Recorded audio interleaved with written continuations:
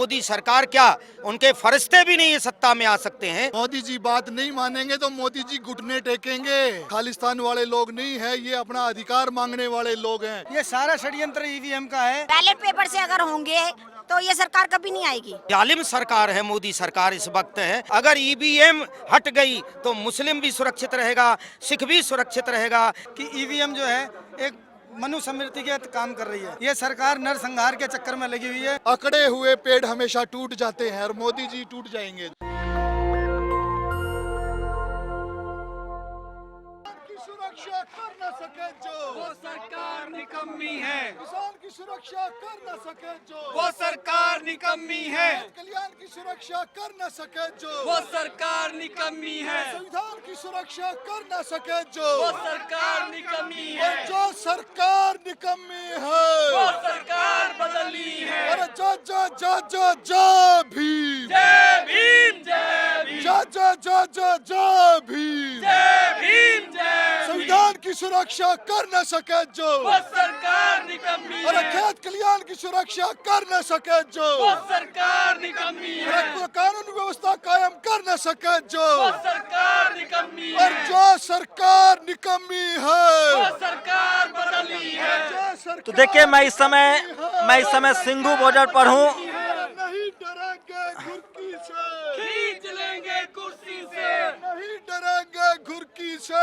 खींच लेंगे कुर्सी अरे से। काची हांडी धोइयो ना, मोदी मर गया रोइयो ना। अरे काची हांडी धोइयो ना। मोदी मर गया रोइयो ना। अरे किसान की सुरक्षा कर न सके जो वो सरकार निकम्मी है। संविधान की सुरक्षा कर न सके जो वो सरकार निकम्मी अरे है। माँ बहन बेटी की सुरक्षा कर न सके जो वो सरकार निकम्मी अरे है। शहीदों की सुरक्षा कर न सके जो वो सरकार निकम्मी तो है। देखिए किसान आंदोलन को लगातार आज भारत बंद है और देश भर से समर्थन मिल रहा है। इस समय मैं सिंघू बॉर्डर पर हूँ और देखिए डॉक्टर अंबेडकर का तस्वीर लेके अन्याय से लड़ते हुए आपकी मौत हो जाती है तो अपनी आने वाली पीढ़ियाँ उसका बदला अवश्य लेंगी। तमाम लोग जो हैं, मैं बार बार जो कह रहा हूँ कि किसान आंदोलन ने देश को जोड़ दिया है। लगातार हिंदू मुस्लिम भारत पाकिस्तान चीन की जो राजनीति हो रही थी, मुसलमानों के आंदोलन को दबाया जा रहा था, दलितों को आंदोलन को दबाया जा रहा था, पिछड़े के आंदोलन को दबाया जा रहा था, किसान आंदोलन ने सबको एकजुट कर दिया है। और जिस तरह से अगर आप दिल्ली के आसपास हैं, राजनीति संबंधी जिस तरह से लगातार पत्रकारों की गिरफ्तारी हो रही थी उसको भी रोका है, तो तमाम लोग उसको संगठन को समर्थन कर रहे हैं। क्या लग रहा है मोदी जी बात मानेंगे? मोदी जी बात नहीं मानेंगे तो मोदी जी घुटने टेकेंगे और मोदी जी को घुटने टेकने होंगे। आज किसान, मजदूर, कमेरा, स्टूडेंट, मातृशक्ति सभी लोग जो एक हो चुके हैं। केंद्र सरकार भड़काती है कि ये खालिस्तान वाले लोग हैं, ये खालिस्तान वाले लोग नहीं है, ये अपना अधिकार मांगने वाले लोग हैं और दिल्ली के संसद के बाहर आके खड़े हुए हैं। मोदी जी को अगर ये बात समझ में नहीं आती है कि न्याय नहीं देंगे तो न्याय हम लोग जो है लड़के ले लेंगे मोदी जी से जो है। आज पूरा देश एकजुट है और हंस दो इंडिया परिवार, समस्त हंस दो इंडिया परिवार जो है किसान आंदोलन के साथ कदम से कदम ताल करते हुए आगे बढ़ रहा है और हम लोग मरते दम तक जो है किसानों के साथ, मजदूर के साथ, छात्र के साथ, शहीदों के साथ, न्याय प्रणाली के साथ और संविधान की सुरक्षा के साथ हम लोग क्यों लग रहा है मोदी जी इस बिल पर क्यों आ रहे हैं, क्यों लाना चाहते हैं? मोदी जी बैकफुट पर आने से शर्मा रही है उनको जो है। मोदी जी हमेशा बैकफुट पे आए, चाहे नोटबंदी हो, चाहे जुमलेबाजी हो, चाहे जीएसटी हो। आज मोदी जी आज नकारा लोगों से घिरे हुए हैं, इसे नकारात्मक बातें कर रहे हैं, इसलिए उनको कोई दिखाई नहीं दे रहा। मोदी जी को हंस दो इंडिया परिवार की तरफ से एक सलाह है, वो किसान से, अन्नदाता से माफ़ी मांग ले। वो उसका बुजुर्ग है, वो उसका बड़ा है, वो उसको माफ़ कर देगा। अगर नहीं मानेगा, अकड़े हुए पेड़ हमेशा टूट जाते हैं और मोदी जी टूट जाएंगे। जो संविधान की सुरक्षा, ये सारा षड्यंत्र ईवीएम का है। हाँ, ये सारा षड्यंत्र ईवीएम का है जो ये सरकार तानाशाही कर रही है। 2014 में 54 लाख वोट मशीनों में फालतू निकला था। उस ईवीएम के आंदोलन को कुचलने के लिए ये जो ईवीएम से जो षड्यंत्र हुआ इस भारत में, ये हमारी जो वोट की ताकत को इन्होंने खींच के उसे एक बक्से में कैद कर लिया है। ये सरकार बेइंतहा तानाशाही प्रदर्शन कर रही है। ईवीएम के खिलाफ हो जाए तो सब ठीक हो जाएगा? नहीं, ये सब ईवीएम का षड्यंत्र है, सब जानते हैं। सारा ईवीएम सरकार, ये सरकार ईवीएम है। कोई बैलेट पेपर से अगर होंगे तो ये सरकार कभी नहीं आएगी। हाँ जी। सभी सर जितनी समस्याएं हैं, चाहे वो हमारे मुस्लिम भाइयों की हो, चाहे शेड्यूल कास्ट की हो, चाहे ओबीसी की हो, एसटी की हो, जितने चाहे जैनी हो, चाहे सिख हो, चाहे लिंगायत हो, सभी धर्म के लोगों को जो तबाह किया जाता है, बारी बारी से किया जाता है। तो सब जो जालिम सरकार है, मोदी सरकार इस वक्त है, वो ईवीएम के घोटाले से चुनी हुई 2014 की सरकार है, और इस बार जो चुनी 2019 में मोदी सरकार, वो भी ईवीएम घोटाले से चुनी हुई सरकार है। अगर ये बैलेट से चुनाव हो तो ईवीएम के जरिए से चुनाव ना हो तो मोदी सरकार क्या, उनके फरिश्ते भी नहीं ये सत्ता में आ सकते हैं।